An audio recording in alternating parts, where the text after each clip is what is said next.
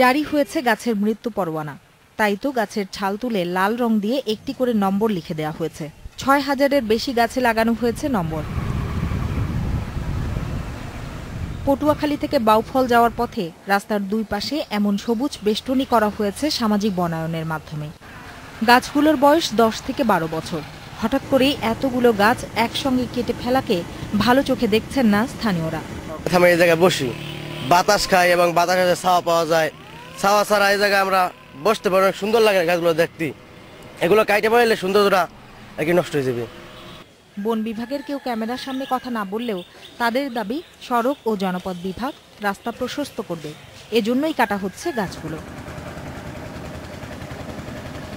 তবে সড়কের এক পাশের গাছ না কেটে অন্য পাশে সড়ক চওড়া করা যায় বলে মনে করছেন একজন পরিবেশ বিশেষজ্ঞ। গাছগুলো কাটার আগে আরো ভেবে দেখার অনুরোধ জানান এই পরিবেশ বিশেষজ্ঞ। এই গাছগুলি সরকার একটি স্থানীয় মূল্য নির্ধারণ করে কিনে নিতে পারে এবং ৩০ বছর, ৪০ বছর বা ৫০ বছরের টিকে থাকতে পারে, অথবা যারা সামাজিক বনায়নের অংশীদার তাদের কাছ থেকে এই সময়টা বৃদ্ধি করা যেতে পারে, যে এখন না কেটে এটা ১০ বছর পরে কাটা হবে। তাহলে পরেও এই বনায়ন কর্মসূচির অংশ হিসাবে গাছপালা বৃদ্ধিতে যায়, আমাদের দেশের জন্য উপকার। গত ৪ বছরে সামাজিক বনায়নের অধীনে রোপণ করা ৪০,০০০-এরও বেশি গাছ কাটা হলেও এর বদলে নতুন গাছ রোপণ হয়নি।